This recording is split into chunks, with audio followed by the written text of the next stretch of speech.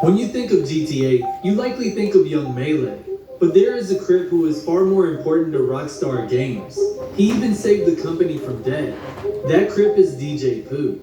DJ Pooh was born in 1966 in Inglewood, California, but raised in the city of Hawthorne, a city known for its friendly community, often being referred to as the city of good neighbors. Though this wasn't always the case. At one point, Hawthorne was a sundown town, where non-white people were not allowed to live or stay overnight, due to the local laws, which could have ended in them being locked up, or way worse.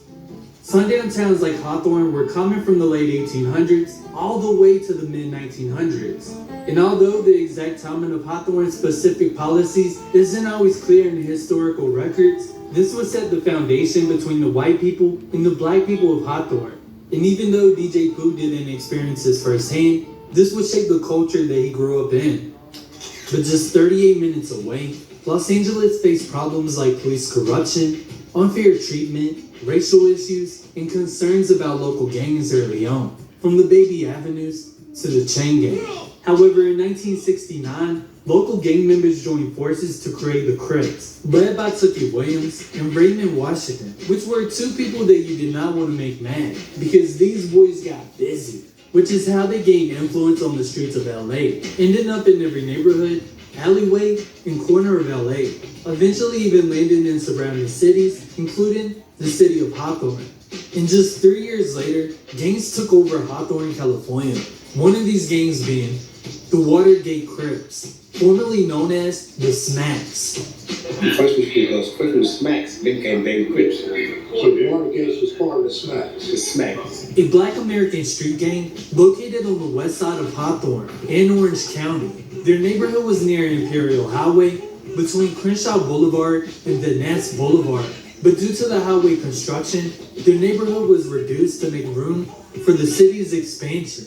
Now, this neighborhood was originally ran by white families, but as black families moved in, the white families would flee, leaving this community to the poor black families, which led to the formation of the Watergate Crips, taking their name from the 1970 Watergate scandal.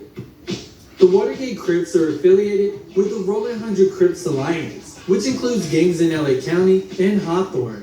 Their cliques are 116th Street, 117th Street, and 119th Street, with Casimir Avenue running through the heart of their neighborhood. But the Watergate Crips will not be the only Crips in Hawthorne. They will have several other Crip gangs throughout the area, with who they will share a close affiliation with. But like every gang, they will have their share of rivals, which will be the Hawthorne Pyrus, the Denver Lane Bloods, and all Bompton Pyrus set.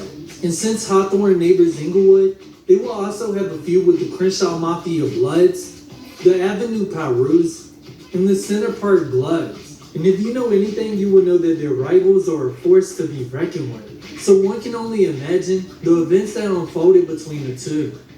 Luckily for us, DJ Pooh has shared some of these experiences through music and film, notably in the movie Friday, directed by F. Gary Gary and written by the rapper Ice Cube and DJ Pooh.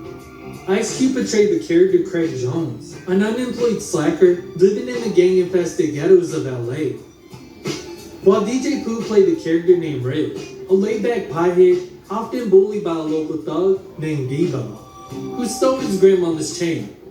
And it turns out that was really his grandmama's chain. But the character Debo is apparently based off one of the major Crips in LA, Big U from the Rolling 60s, Big Sam from the 111 Neighborhood Crips, and Big Mo from the Watergate Crips.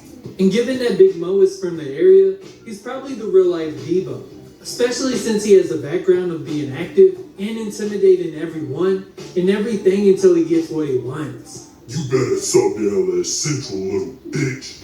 Allegedly, even the part where Smokey smokes Angel dust, leading to him freaking out in a pigeon coop, is based on a real-life event in the neighborhood, where a man got home PCP, stripped off all his clothes, and then ran down the street naked, ending up in the neighbor's pigeon coop.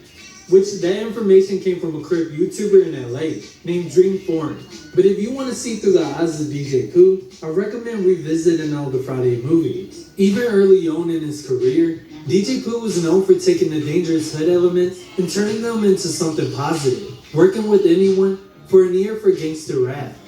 He was responsible for shaping the sound of West Coast music in the early 80s, with Uncle Jam's Army. His motto was, think big, live big. And him having this mindset led to him selling out shows with thousands of people. Everyone wanted to work with DJ Pooh, but his transition from DJ to producer came when he met Dr. Dre at a local record store, where Dre put together mixtapes. And through Dre, he was introduced to the future president of Death Row Records, which sent him to New York, where he presented his music to Russell Simmons and Def Jam Records, showing up with just a cassette tape and the same beat machine used by Dr. Dre. This not only landed him a record deal, but also a membership in a group called the LA Posse, producing for the likes of LL Cool J, Tupac Shakur, Snoop Dogg, and many more. Using this to his advantage, in 1997, he released his own solo project, Bad News Travels Fast. But unfortunately, he would eventually lose passion for the craft and chose to take a step back, mainly due to the East Coast versus West Coast beef that was happening. This feud started in the mid-1990s, with many people saying that Tim Dog was the one that kicked it off. Tim Dog released a mixtape dissing the whole West Coast, instigating the beef between the two coastlines, and would even diss the Bloods and Crips of LA, basically saying that color banging was stupid and pointless. His agenda to push the beef was fueled by his own failing career, choosing to diss those who were blowing up at the time, such as NWA, telling Cali rappers to come to New York and see who gets robbed. This statement kept the beef alive, because even after Tim Dog's career, the feud continued. DJ Pooh would even recall being in New York for a video shoot for the Dog Pound's hit song, New York, New York, which many New Yorkers took as a diss song, though that was never the true intention of the song. But during the video shoot, someone noticed him. A man would walk up, pulling out a firing several shots at the crowd. Luckily, DJ Pooh and the Dog Pound got out safely, and no one was hit. But one of the most known beefs in this coast-to-coast war was between two New Yorkers, Tupac Shakur and Biggie Smalls. I won't go into detail, but we all know how that ended. Unlike Tupac and Biggie, in 1990, DJ Pooh stepped back and took another approach to hip-hop. In the music video for Ice Cube's Who Was the Mac, DJ Pooh chose to play three characters, taking his first shot at acting and comedy. Ice Cube loved it so much that the two would even team up and produce movies together, which is how we got movies like Friday, The Wash, and other hood classics. But fast forward to the early 2000s, DJ Pooh would take a shot at gaming. Now a millionaire with far more connections, he would approach Rockstar Games, landing himself multiple roles from a radio host to the co-writer on Grand Theft Auto San Andreas. 7 years ago, Rockstar Games released Grand Theft Auto San Andreas. You know, he's been involved in a lot of hip hop. I mean, he's the one who got Rockstar to do the Grand Theft Auto San Andreas. But Pooh was always like DJ Pooh. He's like one of those undercover geniuses that my whole career is based off of what DJ Pooh did. Eventually evolving into his partnership with GTA 5, in which he would actually be featured and seen in the game. DJ Pooh was known for being funny and real. He wasn't scared to speak his mind or put people on, which is exactly what he did for many rappers and voice actors we love and know today. Rockstar was struggling to find actors to portray gang members, so DJ Pooh had the genius idea to switch it up a bit. Instead of hiring actors to portray gang members, he would hire gang members to portray actors. This is how many people like Young Melee and Solo landed their gigs, developing into the most iconic characters we know today, Carl Johnson and Franklin Clinton.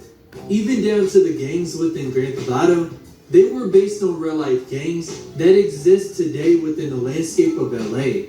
DJ Pooh made sure to make this game super relatable to the urban youth, making hip-hop a primary focus within San Andreas, which is one of the reasons it became so big. Because during the early 2000s, hip-hop was one of the most streamed genres within the music realm. But finally, the hood had something to relate to and escape through. There is no telling where Rockstar would have been without DJ Pooh. Maybe they would have ended up like Saints Row, becoming corny and unrealistic. But one thing for sure is that DJ Pooh saved Rockstar Games and changed the gaming world completely.